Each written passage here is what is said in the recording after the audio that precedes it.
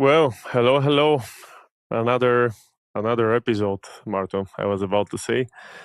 So another session where we're going to discuss context-based cybersecurity, and of course, we're going to talk about AI. AI is so trendy nowadays that there is no way to avoid it. Today we'll discuss. I'm here with my name is Krasimir Kotsev. I'm a cybersecurity expert and the founder of Soul Cyber and Kikimora.io. And I have Martin with me. Martin, can you present yourself?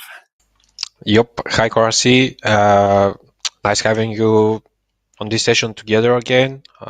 Last one, I think it went pretty well. Well, a lot of questions came afterwards, and if you didn't have the possibility to catch us last time, we're grateful that you're tuning in now. And yeah, I'm Martin. I'm head of product here at Kikimora, and I'm the guy who is responsible for the development of the product. Basically, the idea for this session right now is to show you. We call it the easiest way to manage your security at zero cost, basically. The things that you're going to see right now, we are performing the assessments and analysis using our product, Kikimora, but a lot of the checks, the assessments, you can utilize other free and open source tools as well. We are not trying to sell you. Basically, we want just to share a little bit of knowledge, what we have seen over the years, where most companies fail in terms of their cybersecurity, and yeah. I think we came and we decided to record this session because we are facing a lot of times 20, 30,000 vulnerabilities. We work with customers on a daily basis, and that's what we see. Huge amount of security gaps, weaknesses affecting the whole infrastructure. And there is always the question how to remediate the 20,000 vulnerabilities. Eventually, you will remediate all of them if you have an army, probably a cybersecurity army. But in the real world, with a couple of guys in your cybersecurity team, it's very, very hard to remediate all the findings. It's nearly impossible, to be honest. And it's not about remediating all the security gaps nowadays. It's about mm, leaving those 95% of the vulnerabilities open that will never be exploited, which means that you have to fix about 5 to 10% of the weaknesses so that you can assure that you're never going to get hacked. The most critical findings. And how do you know what is the most critical findings? Well, that's why the episode is called Context Based Cybersecurity. We are leveraging the power of AI to analyze the infrastructure of the organizations, the user behavior, how are users working with the data, is it exposed to internet, where are the systems, how are they interconnected, and so on and so on. But let's not waste any more time. Let's jump into the topic. We'll have some Q&A session after the presentation, and we're going to show you, as Martin said, we're going to show you and demonstrate how to remediate the most critical findings. Of course, you can build your own AI. Ours also has a community-based version, so if you like it, you can use it for free until you grow enough to become an enterprise organization, and then maybe we'll ask you for something. All right, so let's take as an example an organization that's just a random company to start with. Let's say this is a fintech provider, a digital native company which is serving customers. It provides digital payment solutions, and that's a typical infrastructure. Of course, that's a very small scale. In the real world environment, you have so many devices interconnected. There is a lot of routers, switches, cloud environments, you name it, a lot of equipment. And you need to make sure that you can secure all the assets out there. So we're just taking this little example as a starting point, just so that we can demonstrate how the malicious guys are penetrating the organizations. So the first thing, if I'm a malicious guy, the first thing I want to do is make the reconnaissance. I would like to gather as much information as possible about the organization, what's visible from the outside, which is also called attack surface management. Basically, all the public-facing assets, issues with cryptography, with certificates, public data leaks, leaked credentials maybe of the employees. I'm going to use one of the credentials to compromise the database server, for example. So the first and one of the most important things is to start by analyzing the attack surface management, the attack landscape for whatever organization I'm going to protect. This one also means that I have to identify public-facing threats. I have to identify the web servers, the email servers, and so on. Martin, how can we use AI to identify the public-facing vulnerabilities?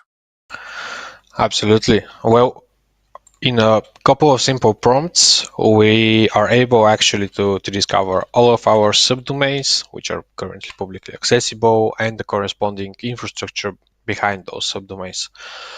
So once we have the initial map of our publicly accessible infrastructure, we can then check each and every of those assets and dig even deeper to identify vulnerabilities on the services and so on. So right now I just typed in a simple prompt, which is checkkimora.io, and we have the full list of subdomains and the associated IP addresses. Actually, this is quite an interesting thingy there.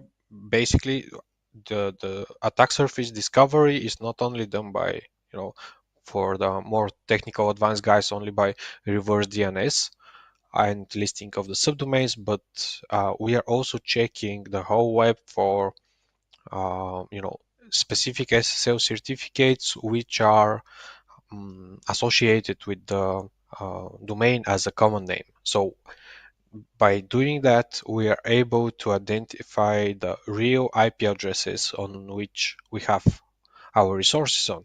So because otherwise we would only get the qualifier IPs, because we everything have proxied through their infrastructure for the tunneling and for protection.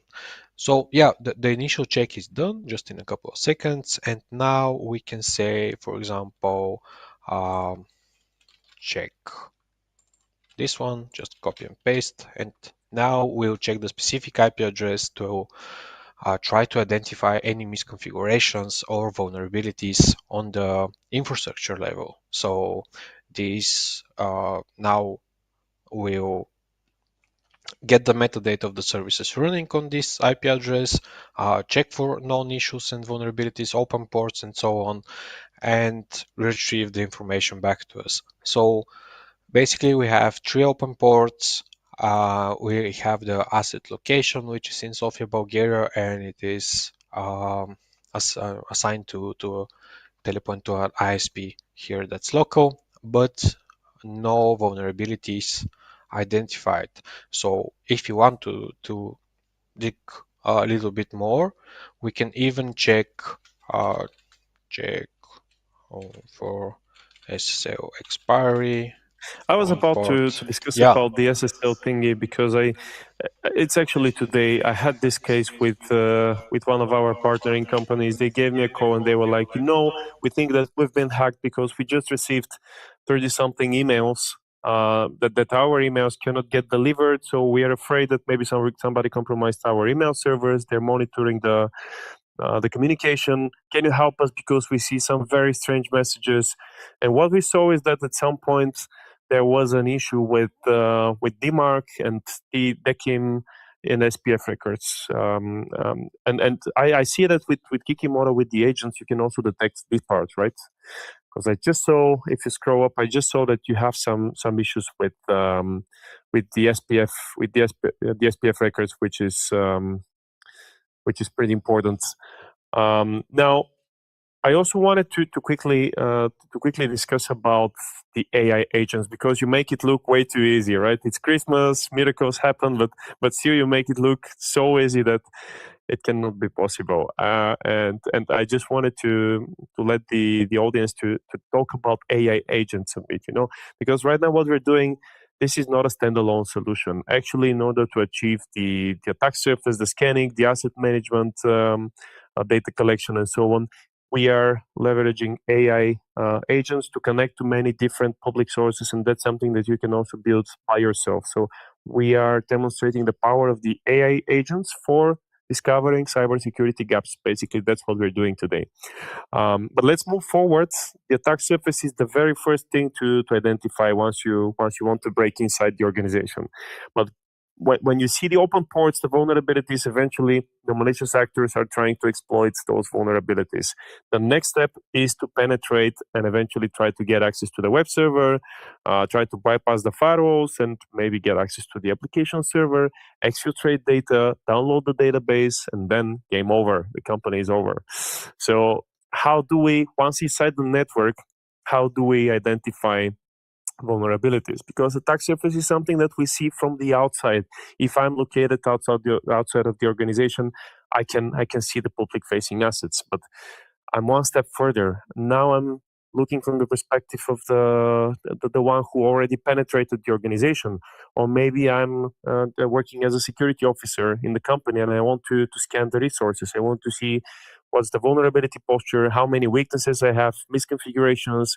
So I'm running web application scanning. That's what we usually do with tools like Qualys, Nessus, Rapid7. I'm scanning all the endpoints, servers, database servers, and so on. Is that something that we can do with AI agents? Absolutely. Well, we can do it without AI agent, but as you said, agents really simplify things for us, and this is why you mentioned correctly that we have different agents responsible for the different operations which are in the security teams. So what is necessary to run a web application scan, for example, or something like it, we can just straight ahead prompt it, scan my web app, which is located at kikimora.io, or let's give it test.kikimora.io. So the process usually involves several steps. It involves creation some sort of a repository where the vulnerabilities would be collected afterwards, or creating the vulnerability within the product, enable to be able to scan it afterwards. And this is something that the AI agent does on our behalf. So it goes our already configured web applications and it says, okay, you have configured already Kimura.io. Do you want me to scan really test Kimura.io, or you want to scan the main site? So you can just prompt it up and say proceed with test.kimura.io,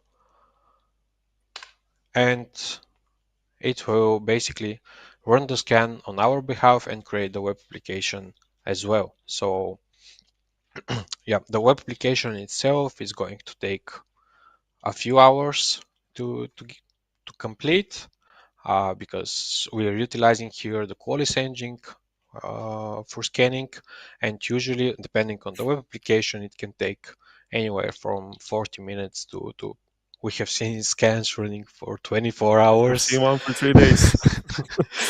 Yeah. So unfortunately, we will not be able to get the results right now for this web application, but we have already some results for previous scans, which I'm going to just show you in order to get the idea how the vulnerabilities look like. So before I go into this one, I just wanted to quickly show you an overview of what are the steps that basically the agent does on our behalf. So it creates a web application, then schedules it, then assigns the corresponding relevant project in order to have the results there. If we don't have, suitable project, which is like a repository for vulnerabilities, the agent will create one on our behalf as well. So we can now see that the scan is submitted and it's going to run soon.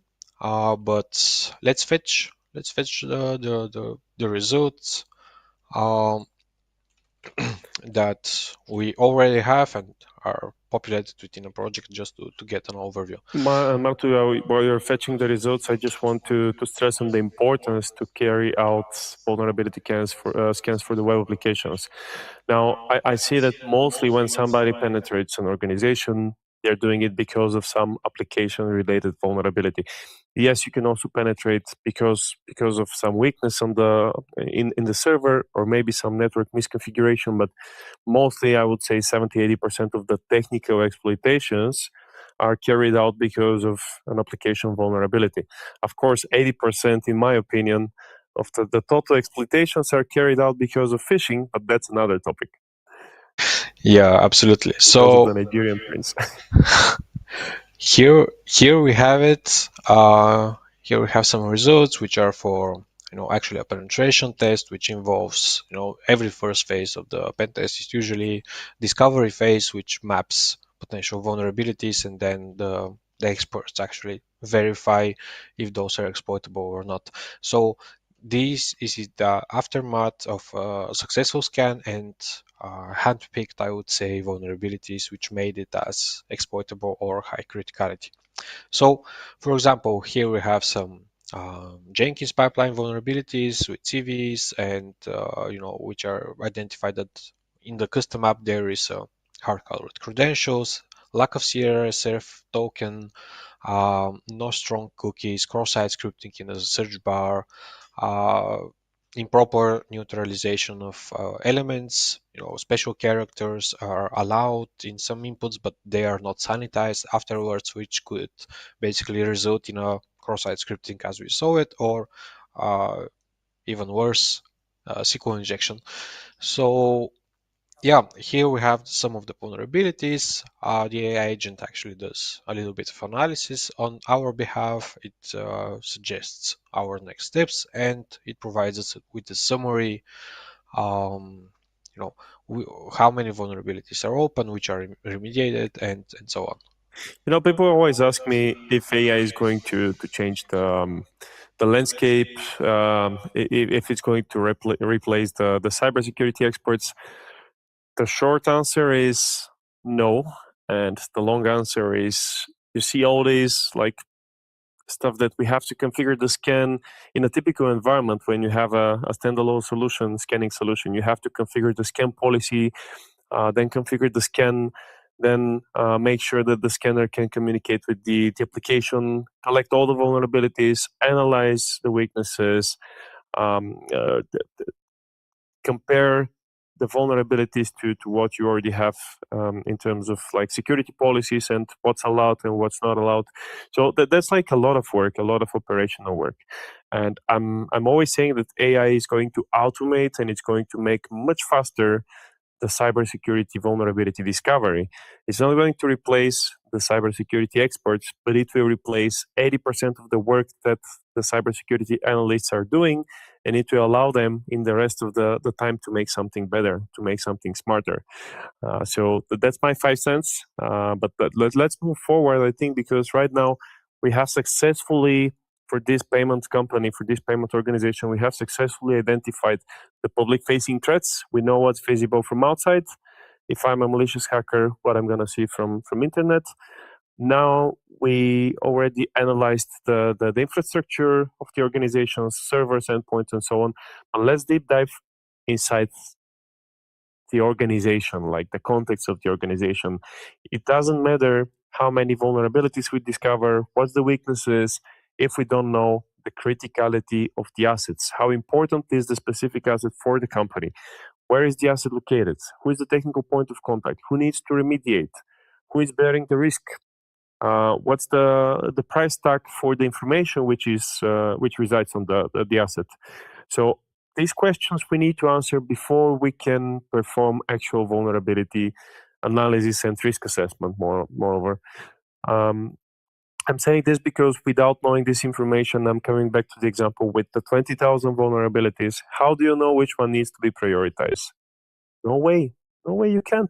It's 20,000. It's not one or two or 20 vulnerabilities. It's 20,000 potential weaknesses and vulnerabilities. So the only way for you to make to extract the 5% most critical security gaps is for you to know the organization very well. And this usually means that you need to communicate with different teams and departments across the globe. You need to collect information, uh, who is managing the company, who is managing the team, the system, and so on. And that's again something, that's the beauty of AI. That's a lot of information that you can automate with the AI agents, right? Am I right? Can you show us? Absolutely. Well, we're going to basically now demonstrate how we can fetch oh, the security posture or the configuration and the infrastructure which is located on your cloud right now. So we are going to do this example with AWS infrastructure, but here we have several more integrations, and if you're recognizing some of the vendors or providers, uh, most probably the AI agent will be of great use and help for you, because it really analyzes a lot of information at once, and it can correlate different events across the different vendors. So basically what Karasi is talking about, he said, yeah, we got the public accessible attack surface, we know of some web applications, and let's say that we know some kind of the local infrastructure. But larger organizations have a lot of things split up within multiple providers location. They have some resources on premise, they have some resources which are on AWS, other for some reason are in Azure or Google, and you cannot get the complete picture basically. Here in a couple of prompts I can just say get my EC2 instances, for example. Oops, instances, and I can combine this one with correlating the results and the data and the infrastructure what I have between AWS and Azure.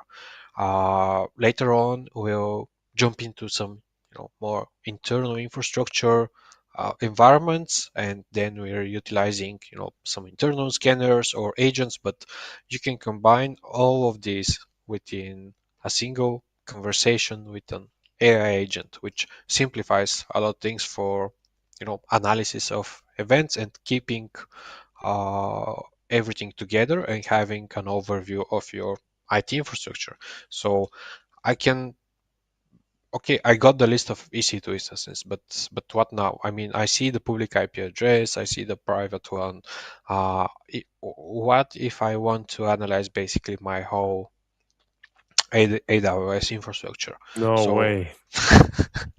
yeah, analyze, for example, analyze other security details in AWS. So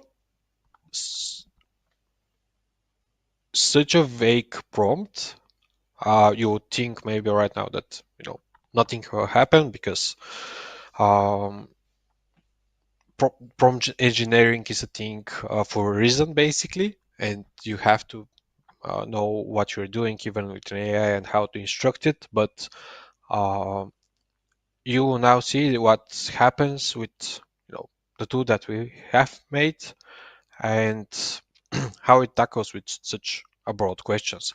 So it gives us a plan of what is going to go over. So we are going to check if you have anything in AWS Inspector, threat detection, logging and monitoring, data security, if you have any S3 buckets, and so on. So if some of these modules is not configured in AWS, it's going to flag this one as well. So let's check with security groups, or afterwards we can then go into the data security and the analysis of S3 buckets. So now we have the security groups. We have, let me just close this one for now. We have the configuration, the group ID, description, and the rules. Something which is only accessible to uh, within the AWS portal. we have some suggestions that AI says basically port 22 or SSHing to publicly available on public IP address is not really well recommended. You should probably think of restricting the access, maybe whitelisting some IPs or so on.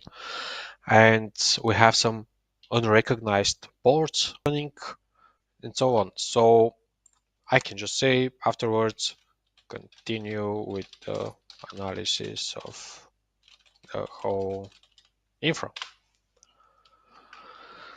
You know why I'm laughing? Because back in the days, I had to use 5 different tools, and I had to have 5 certifications so that I can know how to use the tools, just to get the vulnerabilities for my web applications, for the network infrastructure, and for the endpoints.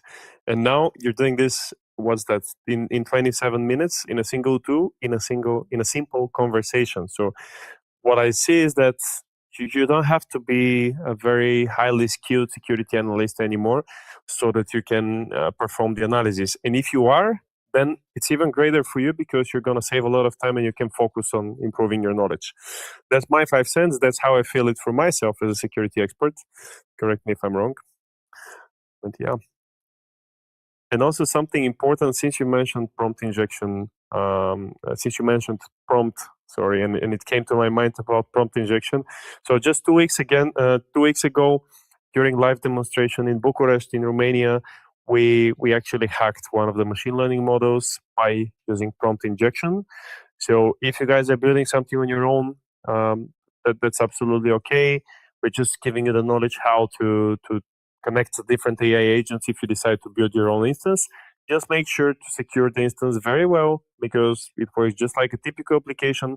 It's even more complex. It's more simple and more complex at the same time. But with prompt injection, for example, we manipulated the model to believe that we are the CEO of the company, the CEO of the company, and it's giving us a lot of information which we're not supposed to receive. I was asking about employees' data, where they live, who they are, and so on, and it just gives me back information without me having the privileges to do it. So that's the critical component of the AI agents. Just a disclaimer: in the beginning of January, in the middle of January, actually, we're going to repeat the seminar, live seminar in Sofia, Bulgaria, and we're going to demonstrate the AI hacking again, as well as the beauty of the AI agents and how to secure an infrastructure. Yep, you're all welcome there. And basically, in the meantime, the agent have analyzed all the information that it has access to basically within the AWS infrastructure. So here we don't have activated security hub, which is a threat to itself because we don't have the AWS basically monitoring itself for any misconfigurations, breaches, vulnerabilities, and so on. Guarded is not on as well. The only positive maybe from these things which we don't have is the S3 bucket. So if we don't have an S3 bucket, basically we cannot get compromised and reveal our secrets to everyone. You don't say. Yeah, yeah. Sometimes we have seen companies that simply get rid of all of their problems which are related to security and so on by turning off the internet connection. Well, yeah, I mean it works, but it's not very usable afterwards. So then we have the roles which are configured into our account and so on. Afterwards, the agent recommends us, what actions should we take in order to to improve our posture and to have better security within our AWS infrastructure. So yeah, I just wanted to jump in with the results, and Krasi, you can take it from here. Thank you, Martin. Well, I can take it to the next step, I guess, because now we know what's visible from outside, what's visible from inside. Let's get to the endpoints. That's where we usually miss to. That's where companies usually fail to secure the infrastructure. many of the organizations, that's what I see. They scan the infrastructure, they deploy the scanner somewhere inside the network. They scan and they're like, okay, good, we're secure, no vulnerabilities. At the same time, the endpoint has so many weaknesses and so many misconfigurations. It just requires a single phishing email or a simple malicious file to be deployed, delivered to the endpoint, so that the endpoint can be exploited successfully. And then game over. You're just spreading across the network. Let's say a simple ransomware, it just spreads across the organization. Even if you've been running all the security scans and so on, doesn't matter. It's too late. So I want to focus on securing the endpoints with agents. And here we're talking about security agents, not AI agents, just to avoid confusion. And usually, what we can do with the endpoint agents is we can collect vulnerability misconfigurations data. We can see, let's say, if there is an administrative account on the system or somebody with root permissions. We can see if somebody modified the registries. We can check if there is some open ports, or maybe the firewall is disabled, or maybe there is unapproved software on the target system. We can also check backups, logs, you name it. If you have authenticated agents deployed on the target system, on the target server, laptop, endpoint, Windows or Linux based, you can check everything, pretty much everything. You can monitor the event logs. You can see if somebody tried to do some malicious activities, for example. So we've also deployed agents for this demonstration, just to show you the power of the authenticated vulnerability scanning when you have proper access to the system, and how many things you can discover. Also, IoT devices, smartphones, bring your own wearable watches, smart watches. Pretty much every single device which is internet connected might have a misconfiguration or a vulnerability, allowing the malicious guys to exfiltrate your data. And also, you just want to stress on the importance on having agents deployed, because without having them, you don't have vulnerabilities, right? Because you don't know about it, not because you don't have, because you that's the blind spot. If you don't have agents, if you don't have a way to scan with authentication the endpoints, and I mean pretty much every single endpoints, the ones in the tech department, the ones in sales and marketing, in the financial department, pretty much every single endpoint needs to be verified at some point. And if you don't have agents, you're blind. You're like burying your head in the sand, and you think that you're secure, but you're not. So Martin, up to you. Show us how to Yep. over to you. Well, let's start with retrieving a list of basically our configured agents which we have right now within the platform. We can simply ask, what are my agents? And the AI agent will fetch things on our behalf. So after that, basically you stressed enough on the security risks that pose if we don't have configured agents across the endpoints. And we're talking about vulnerabilities, but sometimes a misconfiguration which is not classified as a standard vulnerability that has a CVE and so on, but simple misconfiguration like Windows firewall is not turned on, or not configured properly, could impact more than a CV rated with CVSS score as critical or a 10. So with the agents, we can investigate basically how secured those endpoints are. And how we're going to do that, we can just say analyze hardening of agent LT26. We just pick one which has running Windows 10 Enterprise Edition. So now the AI will analyze the information and fetch the security results and misconfigurations for us. Basically, we can see it here in the preview that we have applied SYS enterprise benchmark for the operating system, and we have a lot of failing checks. So basically we have 260 failed checks, overall score of 32%, which is pretty low. Not great, not terrible. Yeah, And maybe we can then see what checks are here. So here we have around 400 checks, which include things which are related to default accounts, to default logins, and so on, to Windows firewall, as I said, to password complexity, and yeah. So we're auditing really I would say the small things, but when you have a lot of small things that you need to configure properly, if they're not configured like they should be, they could pose a really big threat to the organization. But also that's important for compliance reasons, right? Right now, especially in Europe, we have the NIS2 directive and the DORA regulation. So a lot of companies serving society, they need to comply with those regulations, with the framework. They need to secure the access, to limit exposure. They need to have proper firewall rules, and etc. For example, PCI DSS, which is applicable for our payments company, payments provider.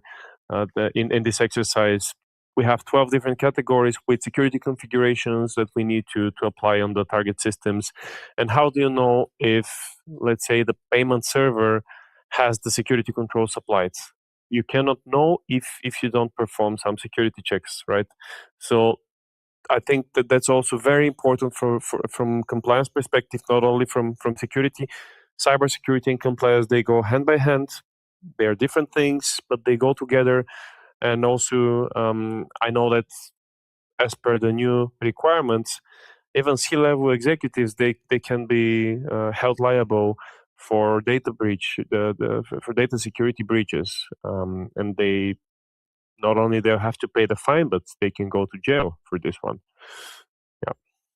Absolutely. And with these new regulations, you have to take care of, so many different things, which could seem small, like, proper monitoring of the network interfaces of the approved software list. And you have to basically have an agent deployed to every single endpoint in order to be able to monitor if someone is trying to, configure a software that is not within the approved software list, or how do you actually see that when it has already happened? Basically, this is what agents are for. The only problem is that, for example, network interfaces. Okay, so this laptop has 9 network interfaces. You can fairly quickly go over them and check if there is something that it shouldn't be there. But what about the configured packages and um, the configured software? So basically, here we have 80 software which is configured on the laptop, and if you scale that by 50 or 100 people, that means that you have to go over 8,000 lines of vendors and names of software and check the version if it's correct, and who is the vendor, if the name is correct, everything, which basically you not be able to do. You simply won't do it. And in the era of AI agents, you can just do it in a simple prompt, get the both things, and retrieve the full list of configured software, as well as the flag if the software is approved or not. So I just saw that there is no League of Legends in the approved software list, so I guess a lot of corporate employees will be disappointed that it's not approved on their systems anymore. yeah, I mean, I it didn't see the Facebook application, desktop application as well. So yeah. yeah, maybe we should adjust it. I mean, those are, yeah. All Uh, right. Well, I would suggest let's see how it looks when it comes to monitoring threat actor activity, because that's very important. Two equal vulnerabilities are not the same. What I mean is that let's say we can have two separate critical vulnerabilities or weaknesses in the infrastructure in our network. Both of them might be, let's say, critical with 9.8, but they are completely different because different hacking groups across internet are exploiting those. For example, we just extracted some data for the example to just to give you an example. Right now, these are three different malicious actor groups, originating from one from North Korea, the other one is from South Korea, and the third one, I don't know some other country in Asia. So what's the difference between those? Well, you see that the first one, Dirty Fuxi, sorry guys if I'm not pronouncing your name correctly, they are actually targeting countries like China, Hong Kong, Philippines, and they're targeting mostly gambling, cryptocurrency. They know where the money is, and financial institutions. The second one, however, has completely different target countries: Japan, South Korea, India, and they are targeting critical infrastructure and pharmaceutical companies. Dark Hotel, they're targeting Canada, China, and India, and they're targeting education and military. So you see different threat actor groups have different targets. And what that means, well, if we have two identical vulnerabilities, depending on who is actively exploiting those in the wild, is their exploit available? Are those 0 days? Are they affecting our country? Are they actively exploited in our country, or maybe in the pharmacy, in the financial industry? If we are a fintech provider, of course, I want to know if this vulnerability is actively exploited in the financial digital payments services. So the way to know is by querying third-party software, third-party data sources like Mandiant, Socrator. There is a lot of them. These are just examples, and these guys are actively monitoring the threat actor activity on the internet. Now, with our AI agent, we can just collect information, and that's very important for the vulnerability assessment part. And there is something called EPSS, Exploit Predictability Scoring System, which indicates how possible is it for someone to exploit this specific vulnerability as of today for my organization. And handing over to you again, can you show us what the EPSS looks like and how to recognize it? Well, the EPSS score basically represents a percentage of the chance of that specific vulnerability or that specific CV being exploited today. Why am I saying today? Well, because the EPSS score is an open source system or project, and it gets um, updated on a daily basis. So here we can actually see the EPSS score of some vulnerabilities, and you can see that, traditional vulnerability with CVSS of 3.5 has a 94% chance of being exploited today or within the next few days. So Sounds like already exploited. yeah, why is this? Well, maybe because this specific vulnerability has a publicly available exploit, it is already being weaponized and autonomously used by malicious software in order to reproduce or and exploit basically the vulnerability, which means that it's used in mass compromising campaigns and so on. So this is the clear difference between the CVSS score basically, which is more calculated specifically on the vulnerability itself, often in laboratory environment where you have to have a large number of conditions present and configured in such a way that you would be able to basically exploit this vulnerability, and then the guy who discovered the issue says, all right, I mean, I exploited the issue. This means that, and then I got the shell access to the victim's laptop, which means that this is a 10. Yeah, it is a 10, but if you have all of these factors present, which are, most probably several misconfigurations, some specific libraries which are used by the software which is vulnerable, which are not turned on by default, and so on and so on. And so to eliminate all of that noise, EPSS is introduced for this one as well, and for monitoring uh, the availability of public exploits and the weaponizing of such by malicious groups. Nice, nice. Thank you. That's lovely, and that's the best way for me to know what are the most critical security findings for my company.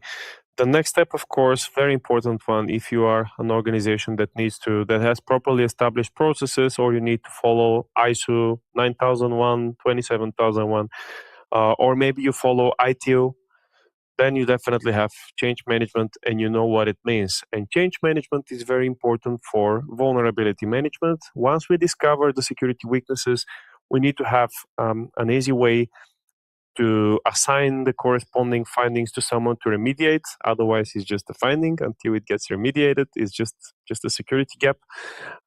So you need to assign it to someone. The sysadmin, the DevOps guy, and the developer in the organization. You need to assign someone to fix the vulnerability.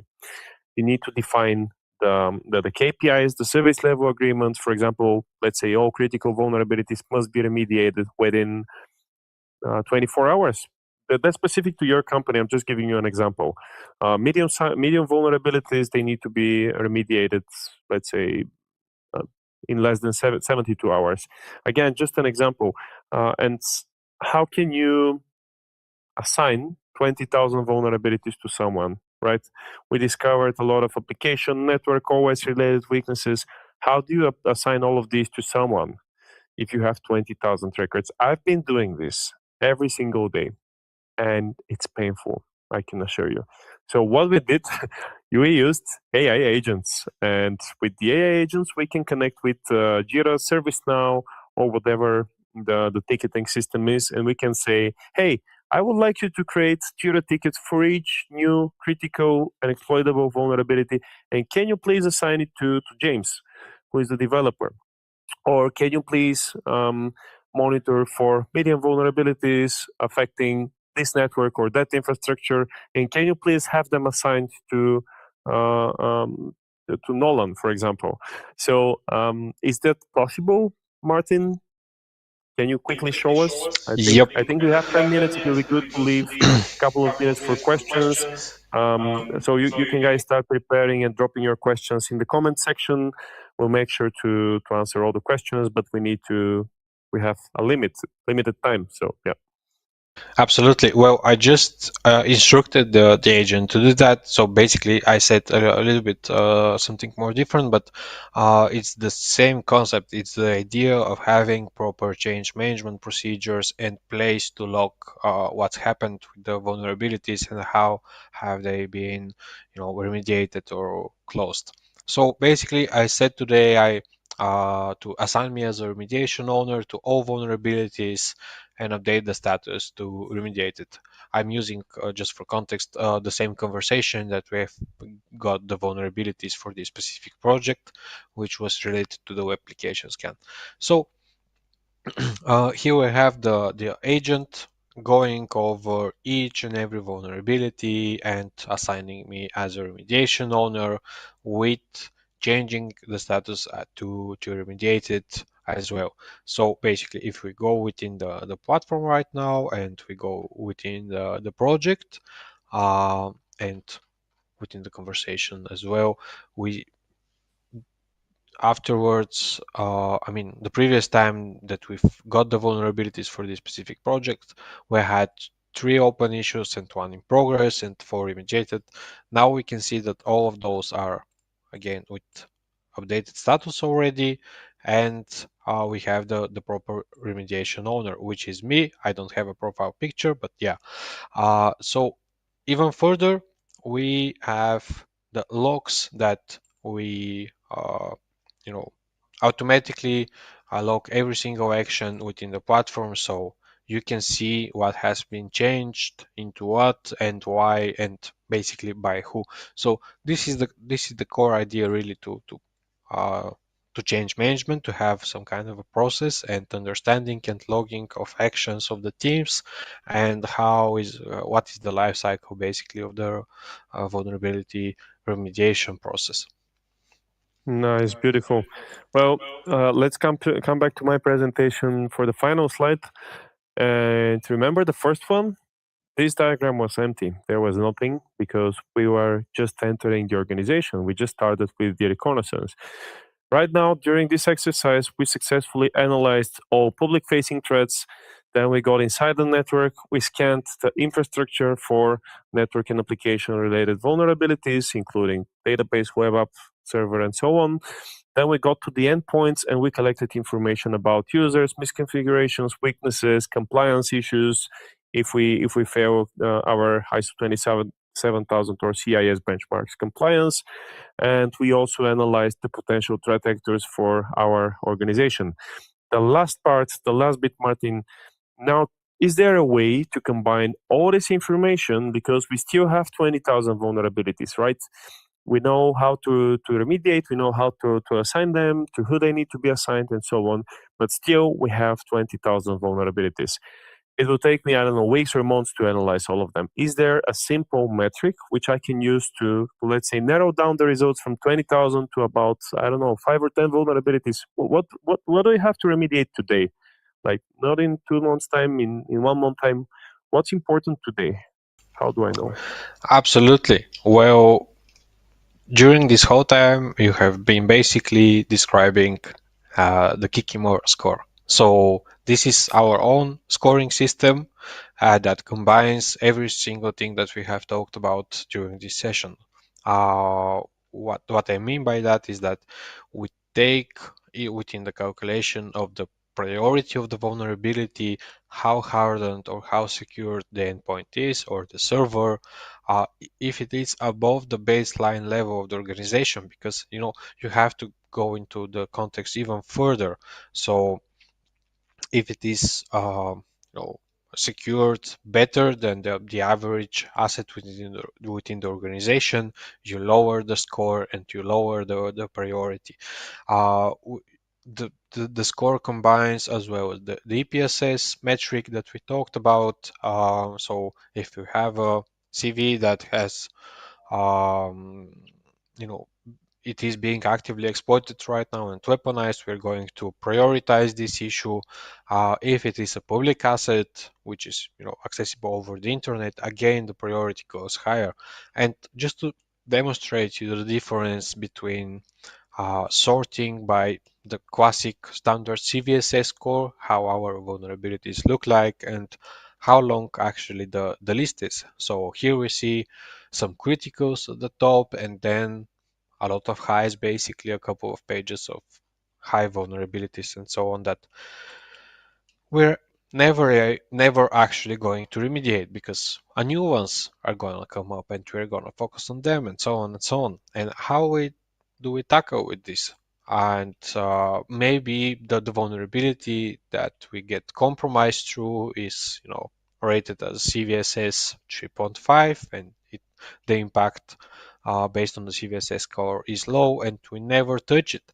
Well, this is where Kikimora's score comes into place. So the pictures right now that you're seeing is completely different, as we have only 2 vulnerabilities ranked as critical at the top, and then we have some mediums which are 6.5 CVSS score, but because of the EPSS score that is almost 60%, and because the asset to which the issue was found is ranked as critical within the organization, and because the asset is exposed, the chance and the priority of this vulnerability being exploited and the priority of for the team to remediate it as fast as possible is much higher.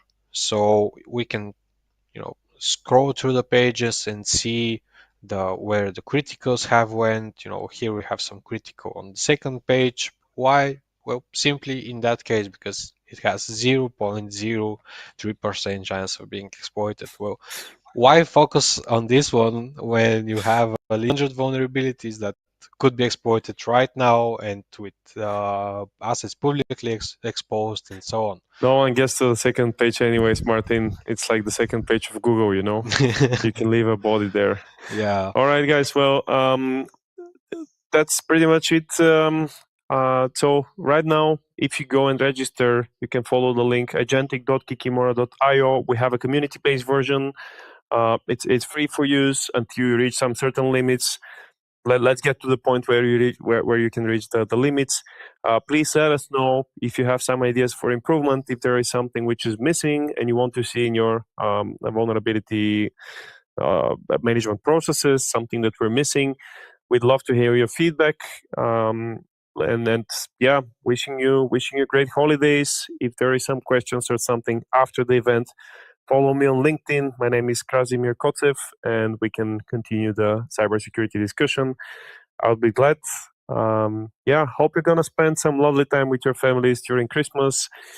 Hope you're going to enjoy some nice time without vulnerabilities, just with family and friends. And yeah, hope to see you soon. And also hope to see you during the live seminar in Sofia, Bulgaria. It was nice having you.